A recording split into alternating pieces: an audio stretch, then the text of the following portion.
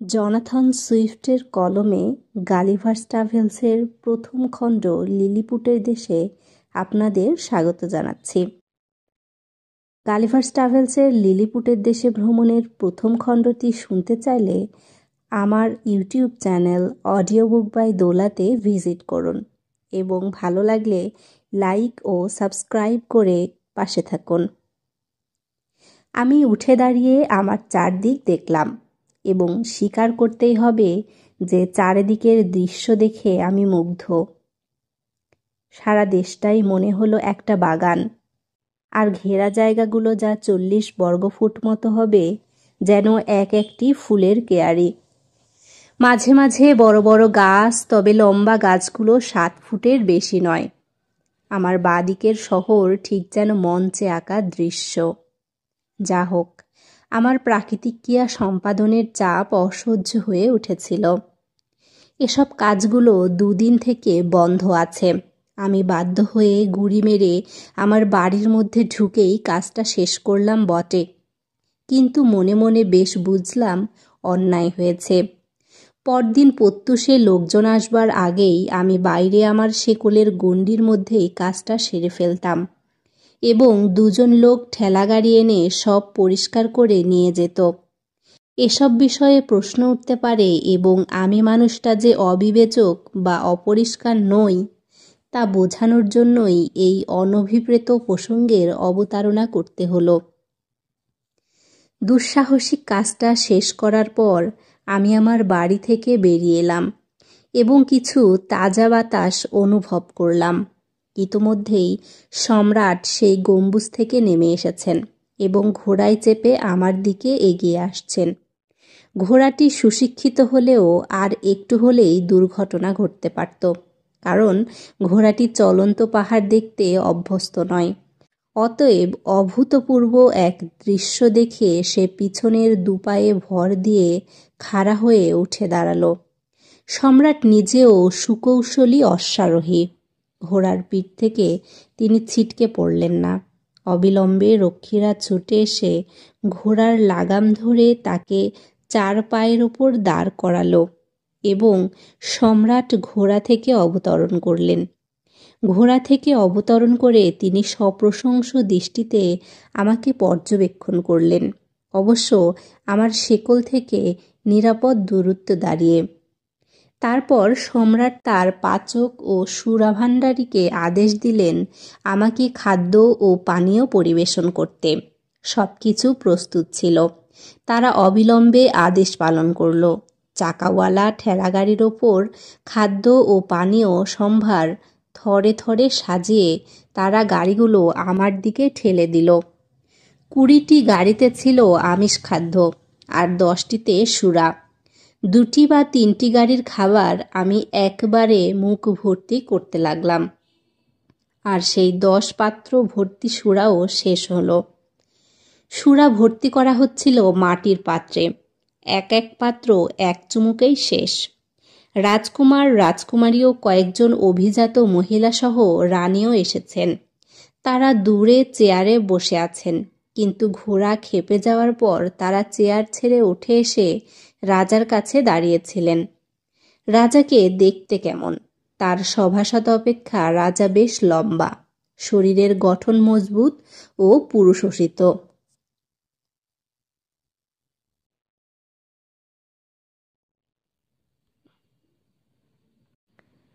অস্ট্রিয়ানদের মতো তার ঠোঁট এবং ধনুকের মতো নাক, অলিভের মতো দেহবর্ণ, উন্নত কপাল, অঙ্গ প্রত্যঙ্গের মধ্যেও বেশ একটা সামঞ্জস্য আছে। চলন বলন রাজসিক, কিন্তু একটা মাধুর্য আছে। বয়সে যৌবন উত্তীর্ণ, 28 বছর পার হয়েছে। তার মধ্যে তিনি 7 বছর সগৌরবে রাজ্য শাসন করছেন। তাকে ভালো করে দেখবার জন্য আমি মাটিতে শুয়ে তার দিকে পাশ ফিরলাম, যাতে আমি তার মুখ ভালো করে দেখতে পাই। তিনি 3 গজ দূরে দাঁড়িয়েছিলেন। পরে অবশ্য আমি তাকে অনেকবার আমার হাতের ওপর তুলে নিয়েছিলাম এবং তাকে ভালো করে লক্ষ্য করেছি ও তার নিখুঁত বর্ণনায় পেশ করেছি। তার পোশাকটি না এশীয় না ইউরোপীয়। মাথায় ছিল রত্নখচিত স্বর্ণমুকুট, যার শীর্ষে পালক শোভা পাচ্ছিল। যদি আমি আক্রমণ করি এই আশঙ্কায় আত্মরক্ষার জন্য হাতে রেখেছিলেন খোলা তলোয়ার। তলোয়ারটি প্রায় 3 ইঞ্চি লম্বা। তলোয়ারের হাতল এবং খাপ যা কোমরে ঝুলছিল তা সোনার, ওপরে উজ্জ্বল হিরে বসানো। তার কণ্ঠস্বর তীক্ষ্ণ, কিন্তু উচ্চারণ বেশ স্পষ্ট ও সাবলীল, এবং আমি উঠে দাঁড়ালেও তার কথা বেশ শুনতে পাচ্ছিলাম। মহিলা ও সভাসদদের পোশাক বেশ আড়ম্বরপূর্ণ। তারা সকলে যেখানে দাঁড়িয়েছিল সে জায়গাটি মনে হচ্ছিল যেন সোনারূপোয় কাজ করা মহিলাদের রঙিন ছায়া বিছিয়ে দেওয়া হয়েছে। মহামান্য সম্রাট প্রায়ই আমার সঙ্গে কথা বলছিলেন, আমিও উত্তর দিচ্ছিলাম, কিন্তু আমরা কেউ তার কথা এক বর্ণ বুঝতে পারছিলাম না।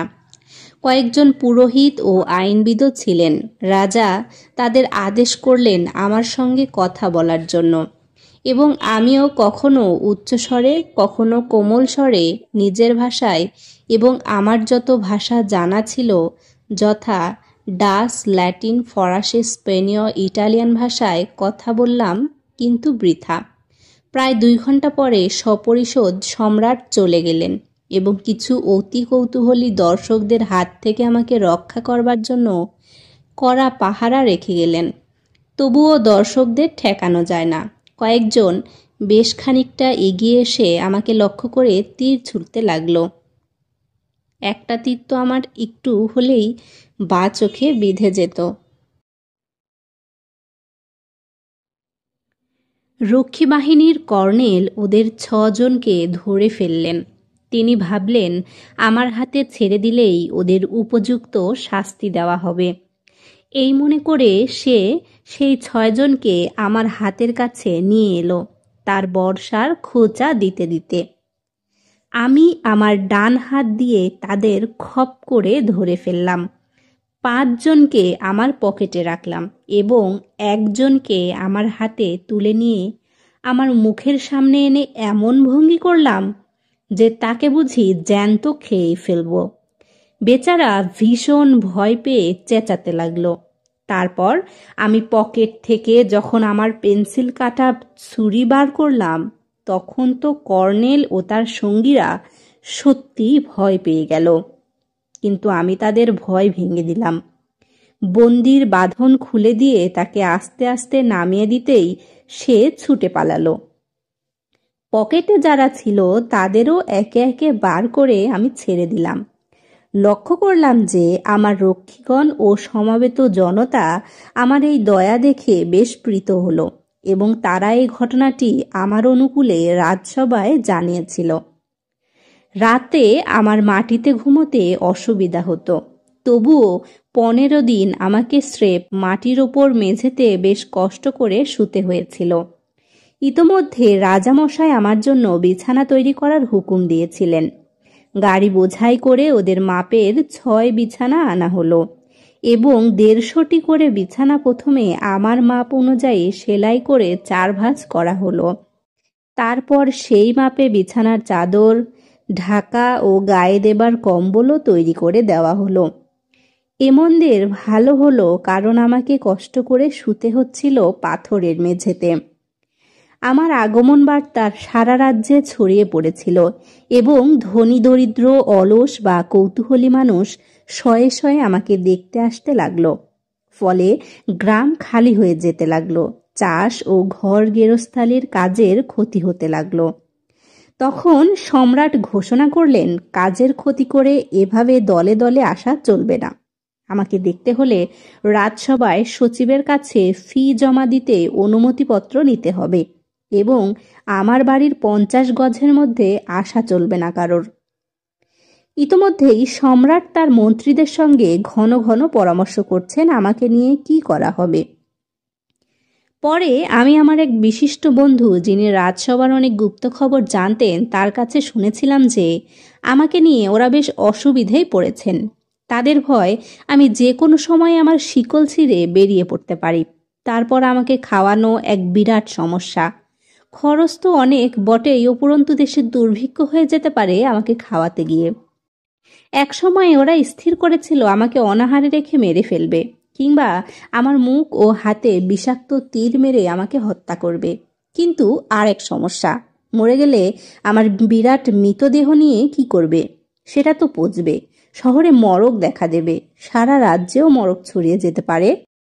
আমাকে নিয়ে যখন এই আলোচনা চলছে তখন সৈন্যবাহিনীর কয়েকজন অফিসার মন্ত্রিসভার দ্বারে উপস্থিত হলেন। তাদের মধ্যে দুজনকে ভেতরে ঢুকতে দেওয়া হলো।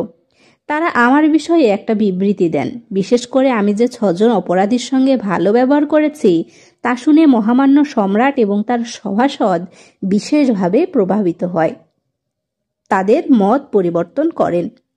সম্রাট সঙ্গে সঙ্গে এক ঘোষণা জারি করেন যে রাজধানীর 900 গজের মধ্যে যে সমস্ত গ্রাম আছে তাদের আমার আহারের জন্য প্রতিদিন সকালে 6টি গরু, 40টি ভেড়া এবং অন্যান্য আহার্য দ্রব্য সরবরাহ করতে হবে এবং সেই সঙ্গে উপযুক্ত পরিমাণে রুটি, সুরা ও অন্যান্য পানীয় দিতে হবে।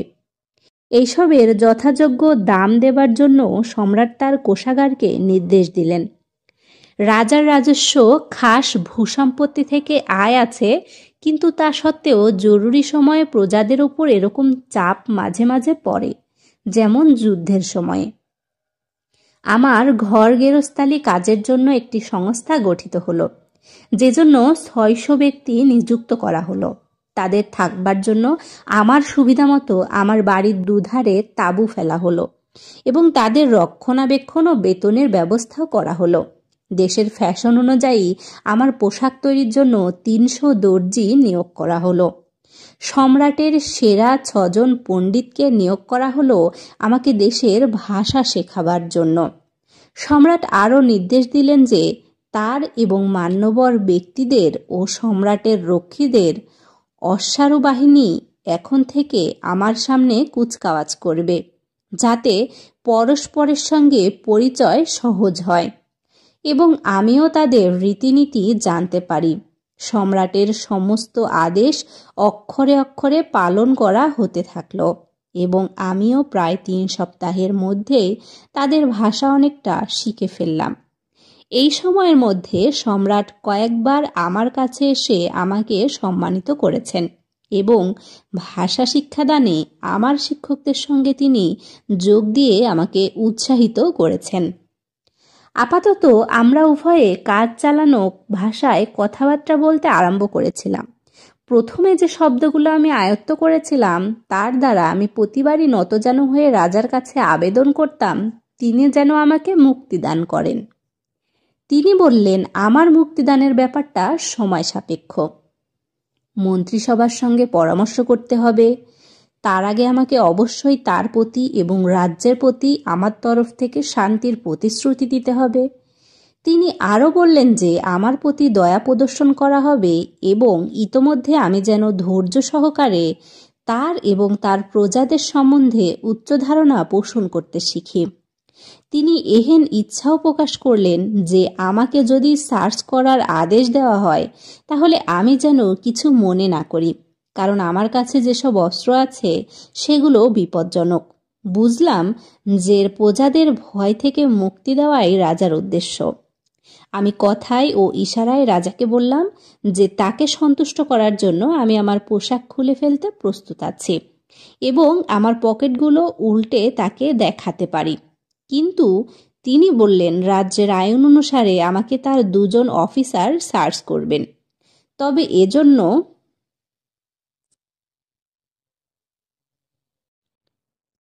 আমার উদারতা ও বিচার বুদ্ধির উপর তাদের বিশ্বাস জন্মেছে। তিনি আমাকে সার্চ করবার জন্য নির্ভয়ে অফিসার প্রেরণ করতে পারেন, কারণ আমি তাদের কোনো ক্ষতি করব না। অফিসাররা যদি আমার কোনো জিনিস আটক করে তাহলে আমি যখন এই দেশ ছেড়ে চলে যাব তখন সেগুলো আমাকে ফেরত দেওয়া হবে, অথবা আমি যে দাম বার্য করে দেব তারা সেই মতো দাম মিটিয়ে দেবেন। 2 জন অফিসার এলেন। আমি তাদের আমার হাতের চেটোই তুলে নিলাম। তার প্রথমে আমি তাদের আমার কোটের পকেটে এবং অন্য পকেটে নামিয়ে দিলাম, কিন্তু আমার যে ঘড়ির চোরা পকেট ছিল সেগুলো তাদের দেখতে দিলাম না, কারণ সেসব পকেটে আমার একান্ত ব্যক্তিগত কিছু সামগ্রী আছে। যা কারো কাজে লাগবে না।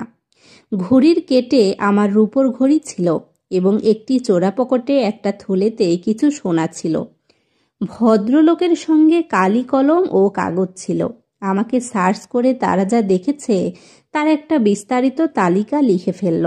তালিকাটি তারা সম্রাটকে দেখাবে। ওদের তালিকা দেখে আমি সেটি যথাযথ ইংরেজিতে অনুবাদ করে নিলাম। তালিকাটি ছিল এরকম: বিশাল মানুষ পাহাড়ের ডান দিকের কোটের বুক পকেটে খুঁটিয়ে সার্চ করে আমরা এমন একটা চৌকো মোটা কাপড় পেলাম যেটি মহামান্য সম্রাটের স্টেট রুমে বিছিয়ে দেওয়া যায়। বাদিকের পকেটে পাওয়া গেল রূপোর একটি মস্ত বড় বাক্স, যার ঢাকনাটিও একই ধাতুর তৈরি, কিন্তু আমরা অনুসন্ধানকারীরা ঢাকনাটি তুলতে পারছিলাম না। আমরা সেটি খুলতে চাই কিন্তু পারছি না। অবশেষে বাক্স খোলা গেল। তখন আমাদের একজন বাক্সের মধ্যে নামতেই একটা নরম গুঁড়ো পদার্থের মধ্যে তার হাঁটু পর্যন্ত ডুবে গেল এবং সেই গুঁড়ো পদার্থ কিছুটা ছিটিয়ে পড়তে আমাদের নাকে মুখে লাগলো এবং আমরা হাসতে আরম্ভ করলাম। তার ওয়েস্টকোটের ডান দিকের পকেটে কোনো সাদা পাতলা পদার্থের বেশ পুরু একটা বান্ডিল। বান্ডিলটি তার দিয়ে বাঁধা এবং কালো সংখ্যা দ্বারা চিহ্নিত। বোধ হয় কিছু লেখা আছে। প্রতিটি অক্ষর আমাদের হাতের চেটোর সমান। বাদিকের ইঞ্জিনের মতো কি একটা রয়েছে, যা থেকে লম্বা লম্বা দাঁড়া বেরিয়েছে। আমাদের অনুমান এইটি দিয়ে মানুষ পাহাড় তার চুল আঁচড়ায়। অনুমানের জন্য যে কারণে আমরা তাকে বারবার প্রশ্ন করে বিরক্ত করিনি, কারণ আমাদের কথা তাকে বোঝাতে বেগ পেতে হচ্ছিল। তার কোমরের নিচে পরিহিত রানফুলোয়ের ডান বড় পকেটে একটা মানুষ সমান লম্বা ফাঁপা লোহার তৈরি একটা স্তম্ভ পেলাম। সেই স্তম্ভের সঙ্গে কাঠ ও লোহার তৈরি কিছু লাগানো আছে। এটি কি বস্তু আমরা বুঝতে পারলাম না। বাদিকের পকেটে অনুরূপ একটি ইঞ্জিন ছিল। ডান দিকে একটি ছোট পকেটে কতগুলো সাদা ও লাল ধাতু নির্মিত চাকতি রয়েছে, কয়েকটা সরু বা মোটা কিংবা ছোট বড় নানান আকারের। সাদা চাকতিগুলো বোধ হয় রূপোর তৈরি, কিন্তু এত ভারী যে সেগুলো আমরা তুলতেই পারছিলাম না। বাদিকের পকেটে বিচিত্র আকারের দুটো কালো থামের মতো বস্তু ছিল, কিন্তু আমরা পকেটের নিচে থাকায় উপরটা দেখতে পারছিলাম না। তবু আমাদের মনে হয়েছিল সে দুটি বিপজ্জনক কিছু হবে। তখন আমরা তাকে প্রশ্ন করলাম। সে দুটি সে বার করে আমাদের খুলে দেখিয়ে বলল যে এটি দিয়ে সে দাড়ি কামায় আর অপরটি দিয়ে মাংস কাটে। তার সেই রানফুলোর উপরে কোমরে দুটো ছোট ছোট পকেট রয়েছে, যার মধ্যে আমরা প্রবেশ করতে পারিনি। ডান দিকের পকেট থেকে ঝুলছিল রূপোর একটা চেন। চেনের শেষে কি আছে তা দেখবার জন্য আমরা সেটি বারবার বের করতে বললাম। চেনটিতে টান দিয়ে সে বড় গোলাকার একটি বস্তু বার করলো, যার এক পিঠ ধাতু নির্মিত আর অপর পিঠ কোনো স্বচ্ছ পদার্থ দিয়ে ঢাকা। সেই স্বচ্ছ পদার্থের ভেতর দিয়ে আমরা দেখতে পাচ্ছি যে গোলাকার পদার্থটির ভেতর কিনারা বরাবর একই মাপ বজায় রেখে বেশ বড় দাগ আর ফাঁকে ফাঁকে ছোট দাগ। দাগগুলো আমরা হাত দিয়ে স্পর্শ করতে গেলাম, কিন্তু সেই স্বচ্ছ পদার্থ ভেদ করতে পারলাম না। বস্তুটি যে আমাদের কানের কাছে নিয়ে এলো, ভেতরে ক্রমাগত একটা শব্দ হচ্ছে, যেন ওয়াটার মিল চলছে। আমরা অনুমান করলাম এটা কোনো অচেনা প্রাণী অথবা তার পুজো করার নিজস্ব কোনো দেবতা। মহামান্য সম্রাট আপনার অনুসারে পাহাড় মানুষের সমস্ত পকেট সার্চ করে দেখলাম তার কোমরে পুরু চামড়ার একটা কোমরবন্ধনী রয়েছে। কোমরবন্ধনীটা বিরাট একটা পশুর চামড়া থেকে তৈরি নিশ্চয়ই। কোমরবন্ধনীর বাঁ দিক থেকে ঝুলছে একটা তলোয়ার, যা লম্বায় আমাদের মতো 5টা মানুষের সমান হবে। কোমরবন্ধনীর ডান দিকে রয়েছে একটা ব্যাগ, যার দুটো ভাগ। প্রতি ভাগে সম্রাটের 3 প্রজার স্থান হতে পারে। একটি ভাগে অনেকগুলো ধাতব বল বা গুলি রয়েছে। এক একটা বল আমাদের মাথার সমান, বেশ ভারী, তুলতে শক্তির দরকার। ব্যাগের অপর ভাগে গুঁড়ো গুঁড়ো দানার মতো কিছু পদার্থ রয়েছে, কালো রং, তবে দানাগুলো ভারী নয়। আমরা আমাদের হাতে 50টি পর্যন্ত দানা তুলতে পারছিলাম। পাহাড় মানুষের দেহ সার্চ করে আমরা যা পেয়েছি তার তালিকা পেশ করলাম। উনি মহামান্য সম্রাটের আদেশ পালন করেছেন এবং আমাদের প্রতি যথেষ্ট সৌজন্য প্রদর্শন করেছেন। মহামান্য সম্রাটের শাসনারম্ভ থেকে 89 চন্দ্রের চতুর্থ দিবসে আমাদের স্বাক্ষরযুক্ত তালিকা সিলমোহরাঙ্কিত করে পেশ করা হলো। এই তালিকা সম্রাটকে শোনানো হলো। তিনি আমাকে নির্দেশ দিলেন কতগুলো সামগ্রী দাখিল করতে। প্রথমে চাইলেন আমার তলোয়ারটি। ইতোমধ্যে তিনি তার বাচ্চা বাচ্চা 3000 সৈন্যকে আদেশ দিয়েছেন যে তারা যেন আমাকে ঘিরে ফেলে এবং তাদের ধনুক নিয়ে প্রস্তুত থাকে, আদেশ পেলেই তীর ছুড়বে। কিন্তু আমার দৃষ্টি সেদিকে ছিল না। আমি পুরোপুরি সম্রাটের দিকেই চেয়েছিলাম। সম্রাট বললেন তলোয়ারটি পার করতে। সমুদ্রের জল লেগে তলোয়ারটির কোনো কোনো জায়গায় মরচে পড়ে গেলেও প্রায় সবটাই খুব ঝকঝকে ছিল। আমি খাপ থেকে সরাত করে তলোয়ারটা বার করে নাড়বার সঙ্গে সঙ্গে সৈন্যরা ভয়ে চমকে উঠল। চকচকে তলোয়ারের ওপর থেকে সূর্যকিরণ প্রতিফলিত হয়ে তাদের চোখ ধাঁধিয়ে দিচ্ছিল। ভেবেছিলাম সম্রাটও ভয় পাবেন, কিন্তু তার সাহস আছে। তিনি অবাক হলেও ভয় পাননি। আমাকে বললেন তলোয়ারটি খাপে পুরে মাটিতে আস্তে আস্তে নামিয়ে রাখতে। আমি আমার পায়ের শেকল থেকে 6 ফুট দূরে সেটি নামিয়ে রাখলাম। তারপর তিনি চাইলেন লোহার পাপা থামওয়ালা যন্ত্রটি, অর্থাৎ আমার পিস্তলটি। তার ইচ্ছা অনুসারে আমি পিস্তলটি বার করলাম এবং সেটি কি করে ব্যবহার করতে হয় তা দেখিয়ে দিতে চাইলাম। আমি পিস্তলে আপাতত শুধু বারুদ ভরলাম। সমুদ্রের পানিতে কিছু বারুদ ভিজে গিয়েছিল, তবুও অধিকাংশই শুকনো ছিল। আমি শুকনো বারুদই ভরলাম এবং সম্রাটকে বললাম এবার যা ঘটবে সেজন্য যেন তিনি ভয় না পান। তারপর আমি আকাশের দিকে লক্ষ্য করে পিস্তল ছুড়লাম।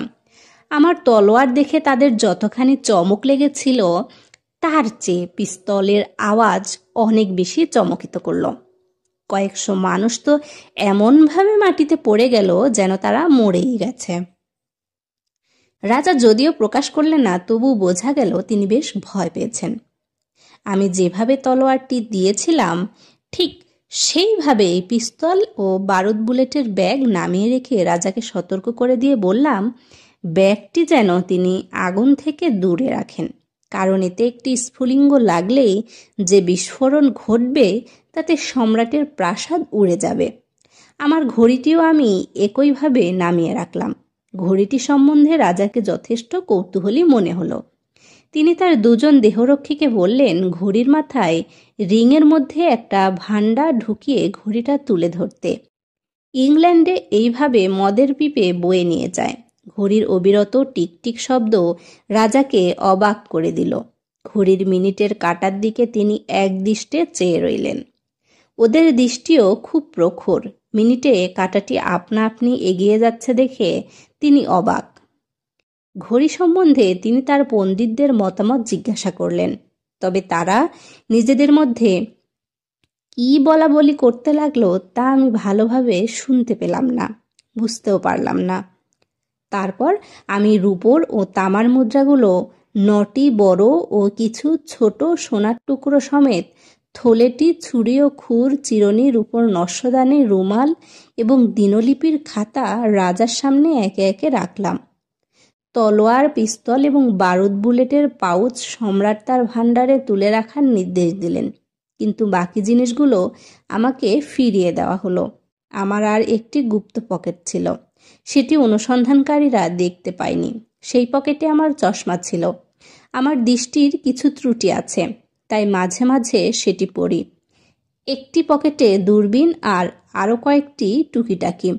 এগুলো রাজার কোনো কাজে লাগবে না, তাই আমি আর ওগুলো পকেট থেকে বার করলাম না। তাছাড়া আমার ভয় ছিল যে ওগুলো আমার হাতছাড়া হলে ভেঙে বা হারিয়ে যেতে পারে। আমার সদ্ব্যবহার, ভদ্রতা সম্রাট ও তার সভাসদ, সামরিক বিভাগ ও জনসাধারণের ওপর প্রভাব বিস্তার করতে শুরু করেছে। তারা সকলেই সন্তুষ্ট বলে আমার মনে হচ্ছে। আমার আরও মনে হচ্ছে যে শীঘ্রই আমি মুক্তি লাভ করব। যাতে আমি সকলের মন জুগিয়ে চলে তাদের বিশ্বাস উৎপাদন করতে পারি, আমি সেই চেষ্টাই করতে লাগলাম। স্থানীয় ব্যক্তিরা ক্রমশ বুঝতে পারছে যে আমি তাদের কোনো ক্ষতি করব না। যেমন আমি মাঝে মাঝে শুয়ে পড়তাম এবং সেই সময়ে 500-600 লিলিপুট যদি আমার হাতের চেটোয় উঠে নৃত্য আরম্ভ করে দিত, তাহলে আমি কখনো বাধা দিতাম না। ছোট ছেলেমেয়েরাও ক্রমশ সাহসী হয়ে আমার চুলের মধ্যে লুকোচুরি খেলত। আমি এখন ওদের ভাষা বেশ বুঝতে পারি এবং ওদের ভাষাতে কথাও বলতে পারি। সম্রাটের একদিন ইচ্ছে হলো দেশীয় কিছু ক্রিয়া দেখিয়ে আমার চিত্ত বিনোদন করবেন। নানা রকম খেলাধুলায় লিলিপুটরা বেশ পারদর্শী এবং অনেক দেশের চেয়েও তারা শ্রেষ্ঠ।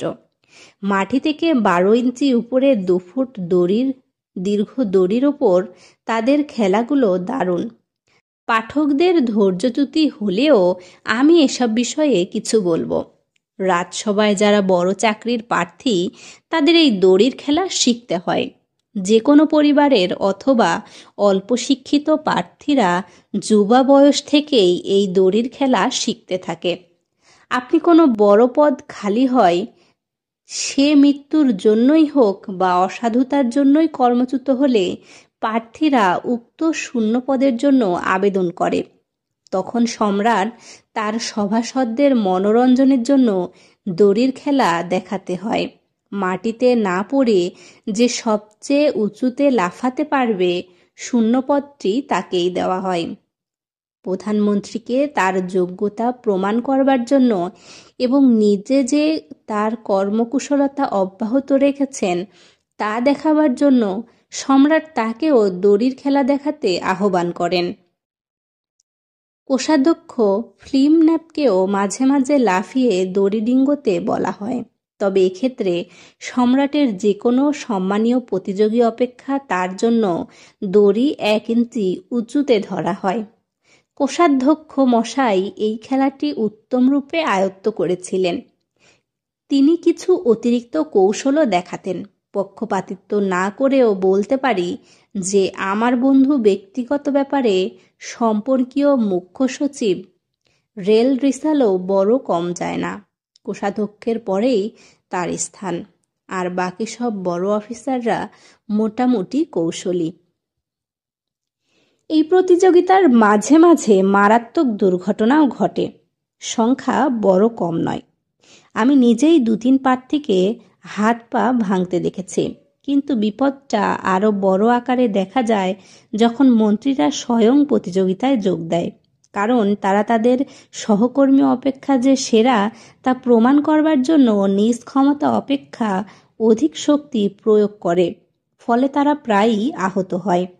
আমি এই দ্বীপে আসবার 2-1 বছর আগে আমার বন্ধু ফ্লিমন্যাপ তার ঘাড় ভেঙে ফেলত যদি না ভাগ্যক্রমে রাজার একটি কোমল কুশান তার পতনের স্থানে পড়ে থাকত।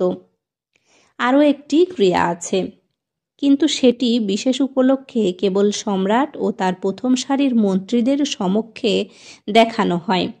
সম্রাট তার টেবিলের উপর 6 ইঞ্চি মাপের সিল্কের 3টি সরু সুতা রাখেন। প্রথমটি নীল, দ্বিতীয়টি লাল এবং তৃতীয়টি সবুজ। সম্রাট যদি কাউকে বিশেষভাবে অনুগ্রহ দেখাতে চান, তখন এইগুলো তাদের শক্তির স্বীকৃতিস্বরূপ উপহার দেওয়া হয়। তবে তাদের প্রতিযোগিতায় যোগ দিতে হয়। প্রতিযোগিতাটি হয় সম্রাটের আড়ম্বরপূর্ণ চেম্বার অফ স্টেট হলে। এখানে প্রার্থীদের যে প্রতিযোগিতায় যোগ দিতে হয় তা আগে থেকেই প্রতিযোগিতা থেকে ভিন্ন এবং এ ধরনের ক্রিয়া আমি পৃথিবীর কোথাও দেখিনি। সম্রাট দিকচক্রবালের সঙ্গে উভয় প্রান্ত সমান্তরাল রেখে হাতে একটি ছড়ি ধরেন এবং প্রার্থীদের কখনো ছড়িটি কয়েকবার লাফিয়ে অতিক্রম করতে হয়, আবার কখনো সামনে দিয়ে বা পিছন ফিরে ছড়ির নিচ দিয়ে যেতে হয়। সম্রাট অবশ্য ছড়িটি ইচ্ছামতো উঁচু নিচু এপাশ ওপাশ করেন। সময় সময় তার প্রধানমন্ত্রী ছড়ির অপর প্রান্তে ধরেন, আবার কখনো প্রধানমন্ত্রী একাই ছড়িটি ধরেন। সে সর্বাপেক্ষা সহজে ছড়ির ওপর বা নিচে দিয়ে ছড়িটি অতিক্রম করতে পারে। তাকে নীল সুতা উপহার দেওয়া হয়, পরবর্তী স্থান অধিকারীকে দেওয়া হয় লাল সুতো এবং তৃতীয় ব্যক্তি পান সবুজ সুতো। বিজয়ীরা এই রঙিন সুতো তাদের কোমরে বাঁধে। কোমরে এরকম রঙিন বন্ধনীযুক্ত অনেক অফিসারকে রাজসভায় দেখা যায়। রাজার অশ্বশালার যোদ্ধাদের ঘোড়াগুলো আমাকে চিনে নিয়েছিল। তারা আমাকে আর ভয় পেত না এবং আমার পায়ের খুব কাছে আসত। আমি মাটিতে হাত পাততাম আর অশ্বারোহী লাফিয়ে আমার হাতে নামত। একবার সম্রাটের একজন শিকারী তো তার ঘোড়ায় চড়ে আমার জুত সমেত পা লাফিয়ে পার হয়েছিল। নিশ্চয়ই খুব কৃতিত্বের ব্যাপার।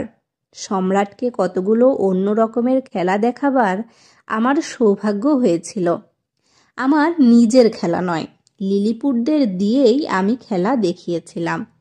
আমি সম্রাটকে বললাম, 2 ফুট লম্বা এবং সাধারণ একগাছা বেতের মতো পুরু কিছু ছড়ি আমাকে আনিয়ে দিন। সম্রাট তখনই তার বন বিভাগের মন্ত্রীকে সেই মতো আদেশ দিলেন। পরদিন সকালেই 6খানা 8 ঘোড়ার গাড়ি চালিয়ে 6 জন কাঠুরিয়া ছড়ি এনে হাজির। আমি ছড়ি বলছি, কিন্তু ওদের কাছে ওগুলো কাঠের মোটা গুড়ির সমান। আমি 9খানা ছড়ি বেছে নিলাম। তারপর সেগুলো চারিদিকে পোতা ছড়িগুলার সঙ্গে মাটিতে শুইয়ে বেঁধে রাখলাম। তারপর আমি আমার রুমালখানা বেশ টান টান করে ওই 9টা ছড়ির মাথায় লাগিয়ে মাটিতে পোতা কাঠিগুলোর সঙ্গে বেঁধে দিলাম। তার মানে 1খানা সামিয়ানা টাঙানো হলো আর কি। কিন্তু ঢিল ঢালা নয়, বেশ মজবুত করেই বেঁধে দিলাম। আমার কাজ শেষ করে আমি সম্রাটকে অনুরোধ করলাম বাছা বাছা 24 জন অশ্বারোহীকে আনতে। তারা আমার খাটানো এই সামিয়ানার ওপর তাদের ক্রিয়া কৌশল দেখাবে। আমার প্রস্তাব সম্রাট অনুমোদন করলেন এবং অশ্বারোহী আনবার জন্য হুকুম দিলেন। অশ্বারোহীরা আসতে আমি তাদের সবাইকে কাপ্তেন ও অস্ত্রশস্ত্র সমেত আমার খাটানো রুমাল সামিয়ানার ওপর তুলে দিলাম। তারা সার হয়ে দাঁড়ালো। এরপর ওরা দুভাগে ভাগ হয়ে গেল এবং তাদের তলোয়ার ও ভোঁতা তীর বা ভোঁতা বর্ষা বার করে নকল যুদ্ধ আরম্ভ করে দিল। একদল আক্রমণ করে, অপর দল আক্রমণ প্রতিহত করে এবং পাল্টা আক্রমণ করে। বেশ মজার অথচ উত্তেজনাপূর্ণ দৃশ্য। এমন চমৎকার কুচকাওয়াজ আমি দেখিনি। আমার রুমালটি বেশ মজবুত করেই বাঁধা ছিল। ওদের অসুবিধে হচ্ছিল না, যেন মাঠেই খেলা দেখাচ্ছে। এই কুচকাওয়াজ দেখে রাজা অত্যন্ত কৌতুক বোধ করলেন এবং এই খেলা পরপর কয়েকদিন চলবার আদেশ দিলেন। সম্রাট খেলাটি এতদূর উপভোগ করলেন যে তিনি আমাকে বললেন তাকে সামিয়ানার ওপর তুলে দিতে। তখন তিনি নিজেই তার ঘোড়সওয়ারদের আদেশ দিতে লাগলেন। শুধু তাই নয়, তিনি আমাকে বললেন সিংহাসন সমেত মহারানীকে তুলে ধরে রাখতে, যাতে তিনিও খেলাটি ভালো করে দেখতে ও উপভোগ করতে পারেন। আমি মহারানীকে মঞ্চ থেকে 2 গজ দূরে তুলে ধরে রাখলাম। সেখান থেকে তিনিও খেলা দেখে খুব আনন্দ উপভোগ করতে লাগলেন। আমার ভাগ্য ভালো যে কোনো দুর্ঘটনা ঘটেনি। কেবল একটা তেজি ঘোড়া রুমালে একটা সরু ছিদ্রে পা ঢুকিয়ে ফেলেছিল। ফলে সে নিজেও পড়ে যায় এবং তার আরোহী কাপ্তেনকেও ফেলে দেয়। আমি অবশ্য সঙ্গে সঙ্গে ওদের তুলে দিয়েছিলাম।